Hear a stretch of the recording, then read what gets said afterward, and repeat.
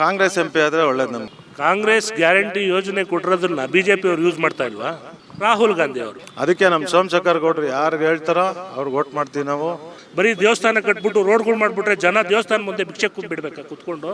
10 ವರ್ಷದಿಂದ ಇದ್ದು ಯಾರಿಗೂ ಅಭಿವೃದ್ಧಿನೇ ಮಾಡಿಲ್ಲ, ಏನಿಲ್ಲ. ಶೋಭಾ ಕರಂದ್ಲಾಜೆ ಅವರು ಈ ಕ್ಷೇತ್ರದವರು ಅಲ್ವಲ್ಲ, ಚಿಕ್ಕಮಂಗ್ಳೂರು. ಮೋದಿ ಅಲೆ ಅವೆಲ್ಲ ಇಲ್ಲೇನು ಸಮುದ್ರನೂ ಇಲ್ಲ, ಅಲೆ ಬರೋಕ್ಕೆ ಯಾವುದೂ ಇಲ್ಲ. ಯಶವಂತಪುರ ಕ್ಷೇತ್ರದಲ್ಲಿ ಎಸ್ ಟಿ ಸೋಮಶೇಖರ್ ಸಪೋರ್ಟ್ ಇದ್ರೆ ರಾಜೀವ್ ಗೌಡ ಅವರು ವಿನ್ ಆಗೋದಂತೂ ಗ್ಯಾರಂಟಿ. ಇಲ್ಲಿ ಯಾರ ಹವಾನೂ ಇಲ್ಲ. ಯಶವಂತಪುರ ಕ್ಷೇತ್ರದಲ್ಲಿ ಎಸ್ ಟಿ ಸೋಮಶೇಖರ್ ಹವಾ 100% ಶೋಭಾ ಕರಂದ್ಲಾಜೆ ಅವರು ಸೋಲದು. ರಾಜೀವ್ ಗೌಡ ಅವರು ಈ ಸರಿ ಗ್ಯಾರಂಟಿ ಗೆಲ್ತಾರೆ. ಚಿತ್ರದಲ್ಲಿ ಆಗದೆ ಇರೋರು ಆದ್ರೆ ಜನನಾಯಕ ಹೇಗಾಗ್ತಾರೆ?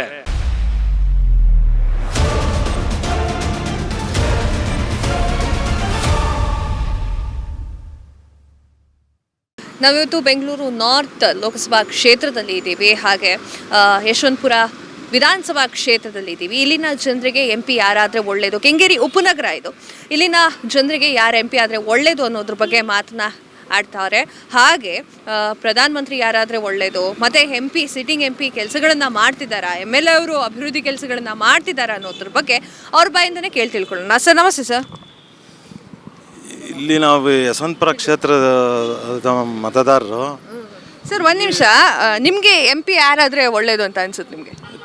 ಕಾಂಗ್ರೆಸ್ MP ಆದರೆ ಒಳ್ಳೇದು ನಮಗೆ. ರಾಜೀವ್ ಗೌಡ ಅವರು. ರಾಜೀವ್ ಗೌಡ ಅವರು.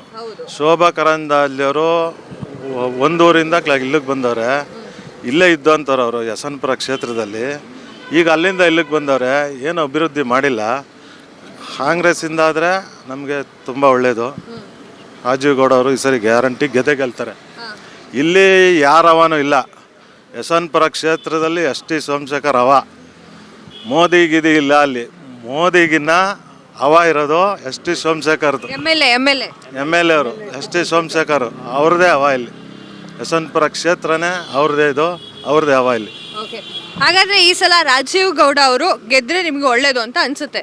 100% ಒಳ್ಳೇದು. ಶೋಭಾ ಕರಂದ್ಲಾಜೆ ಅವರು ಯಾಕೆ ಬೇಡ? ಶೋಭಾ ಕರಂದ್ಲಾಜೆ ಅವರು ಈ ಕ್ಷೇತ್ರದವ್ರಲ್ಲ. ಅವರು ಈ ಕ್ಷೇತ್ರದಲ್ಲ, ಅವರು ಚಿಕ್ಕಮಗಳೂರಿಂದ ಇಲ್ಲಿಗೆ ಬಂದಿದ್ದಾರೆ. ಇಲ್ಲಿರೋರಿಗೆ ಇದು ಮಾಡಿದ್ದಾರೆ ಅನ್ಯಾಯ. ಅದಕ್ಕೆ ಅವ್ರನ್ನ ನಾವು ಇಲ್ಲಿ ಬಿಟ್ಟು ಹೋಗಿದ್ದಾರೆ, ಆದ್ರೂ ಅವ್ರನ್ನ ಒಪ್ಪಲ್ಲ ನಾವು. ಸರ್, ಇನ್ನೊಂದು ವಿಚಾರ, ಸಿಟ್ಟಿಂಗ್ MP ಬಂದ್ಬಿಟ್ಟು ಸದಾನಂದ ಗೌಡ್ರು ಇದ್ದಾರೆ. ಅವರು ಅಭಿವೃದ್ಧಿ ಕೆಲಸಗಳನ್ನ ಮಾಡಿದ್ದಾರೆ. ಹೇಗೆ? ಅವರು 5 ವರ್ಷ 10 ವರ್ಷದಿಂದ ಇದ್ದು ಯಾರಿಗೂ ಅಭಿವೃದ್ಧಿನೇ ಮಾಡಿಲ್ಲ, ಏನಿಲ್ಲ, ನೋಡೇ ಇಲ್ಲ ಅವ್ರನ್ನ ನಾವು. ಅದಕ್ಕೆ ನಮ್ಮ ಸೋಮಶೇಖರ್ ಗೌಡ್ರು ಯಾರಿಗೆ ಹೇಳ್ತಾರೋ ಅವ್ರಿಗೆ ವೋಟ್ ಮಾಡ್ತೀವಿ ನಾವು. ಈ ಸರಿ ಬೆಂಗಳೂರು ಉತ್ತರ ಕ್ಷೇತ್ರದಿಂದ ರಾಜೀವ್ ಗೌಡ ಅವರು ಗೆಲ್ತಾರೆ ಅಂತ ನಮ್ಮ ಅನಿಸಿಕೆ. ಇದು ಒಂಥರ BJP ಭದ್ರಕೋಟೆ ಅಂತಾನೆ ಹೇಳ್ಬೋದು. ಈ ಭದ್ರಕೋಟೆಯನ್ನ ರಾಜೀವ್ ಗೌಡ ಅವರು ಒಡೆಯುವಲ್ಲಿ ಯಶಸ್ವಿ ಆಗ್ತಾರೆ ಹಾಗಾದ್ರೆ? ಹೌದು, ಗ್ಯಾರಂಟಿ ಆಗೇ ಆಗ್ತಾರೆ. ಯಶವಂತಪುರ ಕ್ಷೇತ್ರದಲ್ಲಿ ಎಸ್ ಟಿ ಸೋಮಶೇಖರ್ ಸಪೋರ್ಟ್ ಇದ್ರೆ ರಾಜೀವ್ ಗೌಡ ಅವರು ವಿನ್ ಆಗೋದಂತೂ ಗ್ಯಾರಂಟಿ. ಸರ್ ನಮಸ್ತೆ. ಸರ್ ನಮಸ್ತೆ, ನಾವು ವೆಂಕಟಾಚಲಪತಿ ಅಂತ. ನಾವು ಇಲ್ಲಿ ಕಾಂಗ್ರೆಸ್ ಮುಖಂಡರು. ಓಕೆ ಸರ್, ನಿಮಗೆ ನಿಮ್ಮ MP ಯಾರಾದರೂ ಒಳ್ಳೇದು ಅಂತ ಅನ್ಸುತ್ತೆ? MP ರಾಜೀವ್ ಗೌಡರು ಆದರೆ ಭಾಳ ಒಳ್ಳೆಯದು. ಸರ್ ಯಾಕೆ ಸರ್ ರಾಜೀವ್ ಗೌಡ? ರಾಜೀವ್ ಗೌಡರು ಒಬ್ಬ ಗಣ್ಯ ವ್ಯಕ್ತಿ, ಪ್ರೊಫೆಸರ್ ಆದವರು. ಆಮೇಲೆ ರಾಜ್ಯಸಭಾ ಮೆಂಬರು, MLC ವಿಧಾನ ಪರಿಷತ್ ಸದಸ್ಯರಾಗಿದ್ದರು. ಭಾಳ ಗುಡ್ ನೇಮ್ ಇದೆ. ಆಮೇಲೆ ಇವತ್ತು RV ಕ್ಲಬ್ಬಲ್ಲಿ ಇವತ್ತು ಭಾಳ ಮುಖ್ಯವಾದ ಕಾರ್ಯಕ್ರಮ ನಡೀತಾ ಇದೆ. ಕೃಷ್ಣ ಬೈರೇಗೌಡರು, ಭೈರತಿ ಸುರೇಶು, ಆಮೇಲೆ ಇವರು ನಮ್ಮ SC ಶ್ರೀನಿವಾಸ್, ಇದೆಲ್ಲ ದೊಡ್ಡ ಕಾರ್ಯಕ್ರಮ ನಡೀತಾ ಇದೆ. ಎಲ್ಲ ಕಡೆ ಟ್ರೆಂಡ್ ಚೆನ್ನಾಗಿದೆ ಅಂತ ಮಾಹಿತಿ ಇದೆ. ಶೋಭಾ ಕರಂದ್ಲಾಜೆ ಅವರು ಯಾಕೆ ಆಗಬಾರ್ದು? ಶೋಭಾ ಕರಂದ್ಲಾಜೆ ಅವರು ಈ ಕ್ಷೇತ್ರದವರು ಅಲ್ವಲ್ಲ, ಚಿಕ್ಕಮಂಗ್ಳೂರು. ಅದರಿಂದ ನಮಗಿಲ್ಲಿ ರಾಜೀವ್ ಗೌಡರು ನಿಯರೆಸ್ಟ್ ಇದೆ. ಬೆಂಗಳೂರಿನ ನಾರ್ತ್ಗೆ ಅವರೇ ಕ್ಯಾಂಡಿಡೇಟ್ ಅಭ್ಯರ್ಥಿ, ಅವರು ವಿನ್ ಆದರೆ ನಮಗೆ ಭಾಳ ಒಳ್ಳೆಯದು. ಶೋಭಾ ಕರಂದ್ಲಾಜೆ ಅವರು ಬೇರೆ ಕಡೆಯಿಂದ ಬಂದಿದ್ದಾರೆ ಅನ್ನೋದೇ ಪ್ರಾಬ್ಲಮ್ಮಾ ಅಥವಾ ಯಾವ ಥರ? ಬೇರೆ ಕಡೆ ಬರೋದು ಅಲ್ಲ, ಇಲ್ಲಿ ನಮಗಿಲ್ಲಿ ಕಾಂಗ್ರೆಸ್ ರಾಜೀವ್ ಗೌಡರು ನಿಂತವರಲ್ಲ, ನಾವು ಅವ್ರ ಪರವಾಗಿದ್ದೀವಿ. ಸೋಮಶೇಖರ್ ನೇತೃತ್ವದಲ್ಲೇ ಅವರು ಈಗ ನಮ್ಮ ರಾಜೀವ್ ಗೌಡರಿಗೆ ಮಾಡೋಕ್ಕೆ ಎಲ್ಲ ಕಡೆ ಟಚ್ ನಡೀತಾ ಇದೆ. ಹಾಗಾದರೆ ನಿಮ್ಮ ಪ್ರಕಾರ BJP ಅವರು ಸರಿಯಾದ ಅಭ್ಯರ್ಥಿಯನ್ನು ಆಯ್ಕೆ ಮಾಡಿಲ್ಲ ಅಂತನಾ? ಖಂಡಿತ, ನಮ್ಮ ಪ್ರಕಾರ ರಾಜೀವ್ ಗೌಡ್ರೆ ಒಳ್ಳೆ ಕ್ಯಾಂಡಿಡೇಟ್. ನಿಮ್ಮ ಪ್ರಕಾರ BJPಯಿಂದ ಯಾರ ಅಭ್ಯರ್ಥಿಯನ್ನು ಸೆಲೆಕ್ಟ್ ಮಾಡಬೇಕಾಗಿತ್ತು? ನಮ್ಮ ಪ್ರಕಾರ ನಮ್ಗೆ ಬೇಕಾಗಿಲ್ಲ, ಯಾಕಂದ್ರೆ ನಾವು ಕಾಂಗ್ರೆಸ್ ಮುಖಂಡರಾಗಿ ನಾವು ಹೇಳೋಕ್ಕಾಗಲ್ಲ. ನಾವು ಏನಿದೆ ನಾವು ಕಾಂಗ್ರೆಸ್ ಅವ್ರು ಸಂಬಂಧಪಟ್ಟಿದ್ದು. ಹಾಗಾದ್ರೆ ನೀವು ರಾಜೀವ್ ಗೌಡ ಅವರ ವ್ಯಕ್ತಿತ್ವ ನೋಡಿ ಅವರ ಬೆಂಬಲಿಗರಾಗಿದ್ದೀರಾ ಅಥವಾ ಅವ್ರಿಗೆ ಇಷ್ಟಪಡ್ತಿದ್ದೀರಾ MP ಆದ್ರೆ ಒಳ್ಳೇದು ಅಂತ, ಅಥವಾ ಕಾಂಗ್ರೆಸ್ ಪಕ್ಷವನ್ನ ನೋಡಿ MP ಆದ್ರೆ ಒಳ್ಳೇದು ಅಂತ ಹೇಳ್ತಿದ್ದೀರಾ? ಇಲ್ಲ, ಒಬ್ಬ ಪ್ರೊಫೆಸರ್ ಆಗಿ ಒಳ್ಳೆ ಗಣ್ಯ ವ್ಯಕ್ತಿ, ಆಮೇಲೆ ಪಕ್ಷದಿಂದನೂ ಒಳ್ಳೆ ವ್ಯಕ್ತಿ, ಅದರಿಂದ ರಾಜೀವ್ ಗೌಡರು ಒಳ್ಳೆ ಹೆಸರು ಇದೆ. ಸರ್ ನಮಸ್ತೆ ಸರ್. ನಮಸ್ತೆ, ನಮ್ಮ ಹೆಸರು ಲೋಕೇಶ್ ಅಂತ. ನಾವು ಅವತ್ತಿಂದನೂ ಕಾಂಗ್ರೆಸ್ ಬೆಂಬಲಿತರಿರೋದು. ನಾವು BJP ಅವರಿಗೆ ಯಾವುದೇ ಕಾರಣಕ್ಕೂ ಮತ ಹಾಕಿಲ್ಲ. ಹಾಗಾದ್ರೆ ನೀವು ಡೈರೆಕ್ಟ್ ಆಗಿ ಹೇಳ್ತಿದ್ದೀರಾ ಶೋಭಾ ಕರಂದ್ಲಾಜೆ ಬಗ್ಗೆ ಕೇಳಬೇಡಿ ನನ್ನ ಹತ್ರ ಅಂತ? ಶೋಭಾ ಕರಂದ್ಲಾಜೆ ಅವ್ರ ಬಗ್ಗೆ ಕೇಳಿ ಪರವಾಗಿಲ್ಲ. ಶೋಭಾ ಕರಂದ್ಲಾಜೆ ಅವರು ಈ ಏರಿಯಾದ ಈ ಕ್ಷೇತ್ರಕ್ಕೋಸ್ಕರ 2 ಸಾರಿ MLA ಆಗಿದ್ದರು. ಅವ್ರೇನು ಕೆಲಸ ಮಾಡಿಲ್ಲ. MLA ಆದಮೇಲೆ ಅವರು ಬರೀ ಎಲೆಕ್ಷನ್ ಟೈಮಲ್ಲಿ ಬರ್ತಾಯಿದ್ರು, ಬರೀ ಮುಖ ತೋರಿಸೋದು, ಹಲ್ಗಳು ಬಿಟ್ಕೊಂಡು ಎಸ್ಕೇಪ್ ಆಗೋದು ಬಿಟ್ಟರೆ ಬೇರೆ ಏನು ಕೆಲಸ ಮಾಡಿಲ್ಲ ಅವರು. ಆದ್ದರಿಂದ ನಾವು ಕಾಂಗ್ರೆಸ್ ಅವತ್ತಿಂದನೂ ಕಾಂಗ್ರೆಸ್ಸೇ ಸಪೋರ್ಟ್ ಮಾಡೋದು, ಕಾಂಗ್ರೆಸ್ಗೆ ಮುಂದಕ್ಕೂ ಸಪೋರ್ಟ್ ಮಾಡೋದು. ಹಾಗಾದ್ರೆ ರಾಜೀವ್ ಗೌಡ ಅವರಿಗೆ ನಿಮ್ಮ ಸಪೋರ್ಟ್ ಅಂತ ಆಯ್ತು? ಖಂಡಿತವಾಗೂ ರಾಜೀವ್ ಗೌಡ ಅವರಿಗೆ ಸಪೋರ್ಟ್ ಮಾಡೋದು. ಏನು ಎಕ್ಸ್ಪೆಕ್ಟೇಷನ್ ಏನಿದೆ? ರಾಜೀವ್ ಗೌಡ ಅವರು ಈಗ MP ಆದರೆ ಏನೆಲ್ಲ ಕೆಲಸಗಳನ್ನ ಮಾಡ್ತಾರೆ ಅಂತ ನಿಮ್ಗೆ ನಂಬಿಕೆ ಇದೆ? ಒಬ್ಬ ವ್ಯಕ್ತಿ, ಚುನಾಯಿತ ವ್ಯಕ್ತಿ ಪ್ರತಿನಿಧಿ ಆದಮೇಲೆ ಅವರು ಜನಗಳಿಗೆ ಕೈಗೆ ಸಿಗಬೇಕು.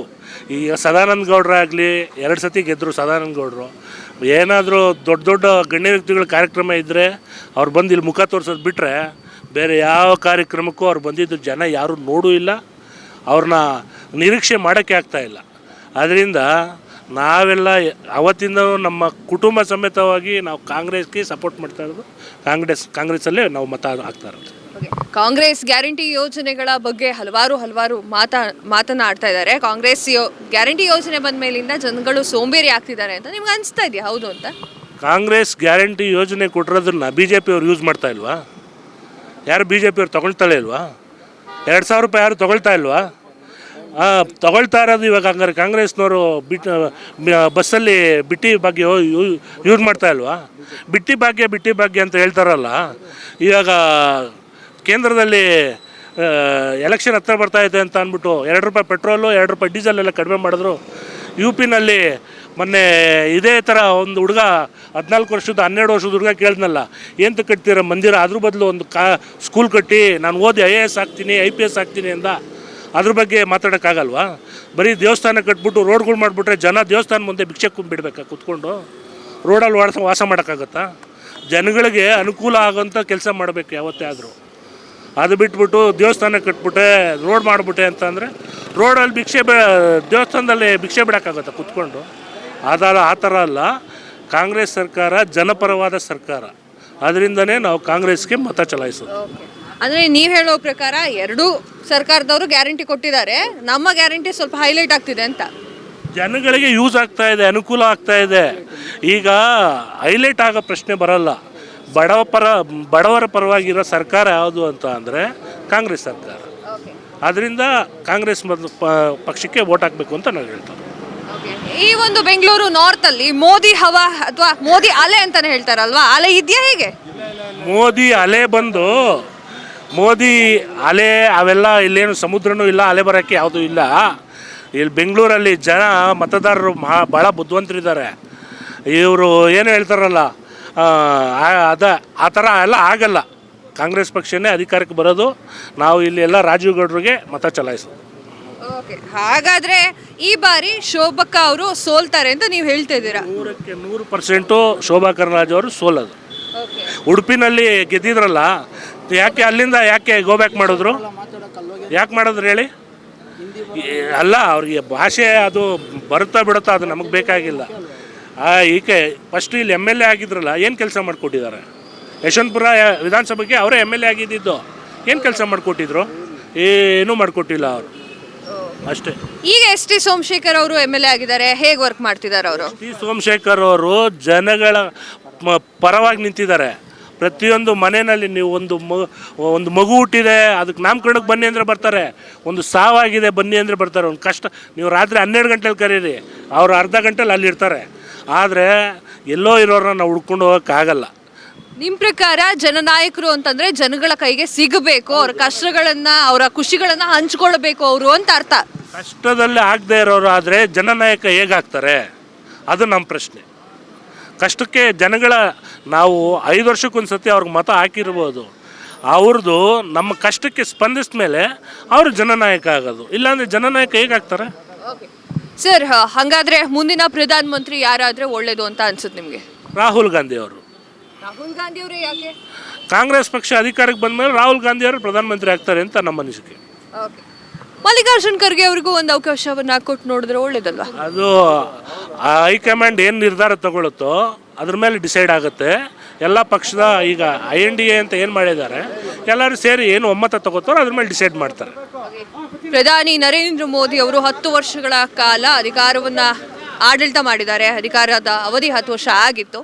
ಅವ್ರಿಗೆ ಯಾಕೆ ಇನ್ನೊಂದ್ಸಲ ಚಾನ್ಸ್ ಕೊಡಬಾರ್ದು ಅಂತ ಅನ್ಸುತ್ತೆ? ಈಗ ಅವಕಾಶ ಕೊಟ್ಟಾದ್ಮೇಲೆ 2 ಸತಿ ಇವರು ಅವಕಾಶ ಕೊಟ್ಟಾದ್ಮೇಲೆ ಅವ್ರು ಏನು ಮಾಡಿದ್ದಾರೆ, ಯಾರು ಜನ ಇಲ್ದಿದ್ದ ಕಡೆ ಹೋಗಿ ಆಕಾಶದಲ್ಲಿ ಕೈ ತೋರಿಸೋದು, ಟಾಟಾ ಮಾಡೋದು, ನೀರೊಳಗಡೆ ಜನನೇ ಇರಲ್ಲ ಅಲ್ಲಿ ಕ್ಯಾಮ್ರಾಮನ್ ತೊಗೊಂಡೋಗಿ ಅಲ್ಲಿ ಟಾಟಾ ಮಾಡೋದು. ನೀವೇ ಯೋಚನೆ ಮಾಡಿ, ಎಲ್ಲೆಲ್ಲಿ ಅವರು ಪ್ರಧಾನಮಂತ್ರಿಗಳಾದವರು ಎಲ್ಲೆಲ್ಲಿ ಕರ್ಕೊಂಡೋಗಿದ್ದಾರೆ ಕ್ಯಾಮ್ರಾಮನ್ನ. ದೇಶದನ್ನು ಯಾವ ಥರ ಮುಂದುವರಿಸ್ಬೇಕಾಗಿದ್ದಂಥ ಪ್ರಧಾನಮಂತ್ರಿಗಳು ಎಲ್ಲಿ ಕ್ಯಾಮ್ರಾಮನ್ನ ನೀರೊಳಗಡೆ ಕರ್ಕೊಂಡೋಗೋದು, ಆಕಾಶದಲ್ಲಿ ಜನ ಯಾರು ಇರ್ತಾರೆ ಟಾಟಾ ಮಾಡೋಕ್ಕೆ? ಅವ್ರಿಗೆ ಯಾರೂ ಇರಲ್ಲ. ಸುಮ್ಮನೆ ಅವ್ರ ಫೋಟೋಗ್ರಾಫರ್ಗೋಸ್ಕರ ಇವರು ಈ ಥರ ಮಾಡ್ತಾ ಇರೋದು ಅಷ್ಟೇ. ಅದರಿಂದ ನಾವು ಮೋದಿ ಅವ್ರ ಬಗ್ಗೆ ಪರ ಇಲ್ಲ. ಜನ ಪ್ರತಿದಿನ ಟೈಮ್ ಸರಿಯಾಗಿ ಊಟ ಮಾಡ್ತಾರೋ ಬಿಡ್ತಾರೋ, ಆದರೆ ಪೊಲಿಟಿಕಲ್ ಟ್ರೆಂಡ್ ಏನಿದೆ ಅಂತ ಪ್ರತಿದಿನ ಪ್ರತಿ ಕ್ಷಣ ಕಾಯ್ತಿರ್ತಾರೆ. ಕರ್ನಾಟಕದ ಅಖಾಡದಲ್ಲಿ ಯಾವ ಅಭ್ಯರ್ಥಿ ಅಬ್ಬರಿಸಿದ್ರು ಮತ್ಯಾವ ಅಭ್ಯರ್ಥಿ ತತ್ತರಿಸಿದ್ರು ಅಂತ ನೋಡೋಕೆ ಕಾತರದಿಂದ ಕಾಯ್ತಿರ್ತಾರೆ. 28 ಕ್ಷೇತ್ರಗಳ ಪ್ರತಿದಿನದ ಪಬ್ಲಿಕ್ ಪಲ್ಸ್ ಏನು, ಪ್ರಚಾರದಲ್ಲಿ ಯಾರ ಮುಂದೆ ಯಾರ ಹಿಂದೆ ಎಲ್ಲ ಮಾಹಿತಿಯನ್ನು ನಾವು ಕೊಡ್ತೇವೆ. ಕರ್ನಾಟಕ ಕುರುಕ್ಷೇತ್ರ 28 ಕ್ಷೇತ್ರಗಳ ಡೈಲಿ ನ್ಯೂಸ್ ಪ್ರತಿದಿನ ರಾತ್ರಿ 8 ಗಂಟೆಗೆ ಯೂಟ್ಯೂಬ್ನಲ್ಲಿ ಕರ್ನಾಟಕ ಟಿವಿ ಅಂತ ಸರ್ಚ್ ಮಾಡಿ, ನಂತರ ನಮ್ಮ ಕರ್ನಾಟಕ ಟಿವಿ ಸಬ್ಸ್ಕ್ರೈಬ್ ಮಾಡಿ. ಸಬ್ಸ್ಕ್ರೈಬ್ ಆದಮೇಲೆ ನಿಮಗೆ ಹೋಮ್ ಪೇಜ್ ಬಂದರೆ ಕಮ್ಯುನಿಟಿ ಅನ್ನೋ ಆಪ್ಷನ್ ಸಿಗುತ್ತೆ.